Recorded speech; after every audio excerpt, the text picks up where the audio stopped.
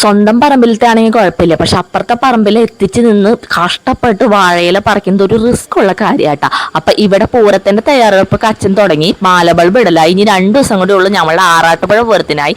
അപ്പൊ ഞാൻ ഇന്ന് ഞായറാഴ്ചയായിട്ട് ഒരു കപ്പ ബിരിയാണി ഉണ്ടാക്കിയാലോ എന്ന് ആലോചന ഉണ്ടായിട്ടില്ല, കാരണം ഇത് പെട്ടെന്ന് ഉണ്ടായ തീരുമാനമാണ്. സമയം 5 മണി 5:30 ആയപ്പോഴാണ് ഈ ഒരു കപ്പ ബിരിയാണി ഉണ്ടാക്കാന്നുള്ള തീരുമാനം എനിക്ക് ഉണ്ടായത്. ഉച്ചക്കലത്തെ ചിക്കൻ കറിയുടെ ഒപ്പം നമ്മുടെ സ്വന്തം പറമ്പിലുണ്ടായ കപ്പ പുഴുങ്ങി അങ്ങോട്ട് ഇട്ട ഞങ്ങളുടെ കപ്പ ബിരിയാണിയായി. ഇവിടെ പുതിയ ഐറ്റം കൂടി വന്നിട്ടുണ്ട്, ഞങ്ങൾ പൂരം പ്രമാണിച്ച് വാങ്ങിയതാണ്. തമാശ എന്ന് വെച്ചാൽ എന്താണെന്നറിയോ, ഈ കപ്പ ബിരിയാണി എന്ന് പറയുന്നത് വലിയൊരു സംഭവമായിട്ടാണ് അമ്മയൊക്കെ വിചാരിച്ചത്. കാരണം സാധാ ബിരിയാണി വെക്കുന്ന മാതിരി റൈസൊക്കെ ഇതിലുണ്ടാവുന്നതാണ് കപ്പ ബിരിയാണി എന്നതിലുള്ളവർ വിചാരിച്ചത്. പക്ഷെ ഈ സംഭവം തിന്നിട്ടൊക്കെ ഉണ്ട്, പക്ഷെ ഇതിന് കപ്പ ബിരിയാണി എന്നൊരു പേരുണ്ടെന്ന് ഇവർക്ക് അറിയില്ലായിരുന്നു. അപ്പൊ കപ്പ ബിരിയാണിയിൽ ബിരിയാണി ചോറ് ഇടില്ലേ എന്നായിരുന്നു അവരുടെ ചോദ്യം. എന്നാൽ പിന്നെ ഇത് പ്രൊഫഷണലി കപ്പ ബിരിയാണി ആക്കി റെഡിയാക്കി കൊടുക്കാമെന്ന് ഞാൻ വിചാരിച്ചു. അപ്പൊ അതിന് വേണ്ടിയിട്ടാണ് അപ്പുറത്തെ പറമ്പിൽ നിന്ന് ഞങ്ങൾ വാഴയില കട്ടുപറിച്ചത്. അങ്ങനെ അവസാനം വേഗം വേവണ കപ്പയായതുകൊണ്ട് പെട്ടെന്ന് വേവിച്ചെടുത്തു. ഉച്ചയ്ക്ക് ഞാൻ ഉണ്ടാക്കിയ എൻ്റെ കൈ കൊണ്ട് ഉണ്ടാക്കിയ ചിക്കൻ കറിയിലേക്ക് നല്ല കപ്പ വേവിച്ചത് അങ്ങോട്ട് ചേർത്തപ്പോൾ കപ്പ ബിരിയാണി റെഡി.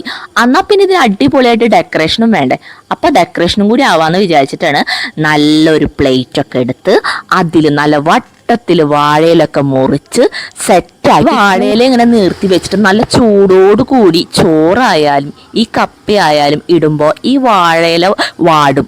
ആ വാടുമ്പോൾ എന്തു മണാന്ന് പറയും, നമ്മൾ തിന്നേണ്ട ആവശ്യമൊന്നുമില്ല. ആ ഒരു മണത്തിലില്ലേ ഇതൊരു അടിപൊളി ആയിട്ടാണ് നമുക്കറിയാൻ പറ്റും. ഒട്ടും കുറച്ചില്ല, കുറച്ച് നല്ല സവാളയൊക്കെ അരിഞ്ഞത് മേലിട്ടൊക്കെ ഡെക്കറേറ്റ് അങ്ങോട്ട് ചെയ്ത്, പിന്നെ നല്ല സാലഡ്, അതായത് കച്ചമ്പർ എന്നൊക്കെ പറയട്ടെ ഞങ്ങളിവിടെ, പിന്നെ നല്ല മാങ്ങാച്ചാറും, പിന്നെ നല്ല ചുടുചുടാന്നിരിക്കുന്ന കട്ടൻ ചായ ആയ പിന്നെ വേറെ എന്ത് വേണം. അപ്പൊ ഞങ്ങളുടെ രാത്രി ഫുഡിങ് ഇതായിരുന്നു കേട്ടോ. ഇത് മാത്രല്ല എന്തായാണെങ്കിലും ഞങ്ങളിത് ഇങ്ങനെ ഇരുന്ന് കഴിക്കണേന്റെ സുഖമില്ല, അതൊരു വേറെ സുഖമാണ് കേട്ടാ. ഇപ്പൊ ഒന്നും കാണാൻ പറ്റാത്ത ഒരു സുഖമാണ്. എല്ലാവരും കൂടി ഫാമിലി അടക്കം ഒരുമിച്ചിരുന്ന് കഴിക്കുക, അതും മുമ്പിൽ TV ഒക്കെ വെച്ച് വർത്താനൊക്കെ പറഞ്ഞ് എല്ലാവരും അടിച്ച് പൊളിച്ച് അങ്ങോട്ട് ഇരുന്ന് കഴിക്കുന്നത് ഒരു സുഖമില്ല. അച്ഛൻ ഇത്ര നേരം കഷ്ടപ്പെട്ടതിന്റെ റിസൾട്ടാണ് നിങ്ങളിവിടെ കാണുന്നത്. ഇപ്പൊ അത് കണ്ടു കഴിഞ്ഞ ഒരു ഉത്സവത്തിന്റെ ഒരു വൈബ് ശരിക്കും വന്നു. അപ്പൊ ഇത്രയേ ഉള്ളൂ. Tata bye bye, see U.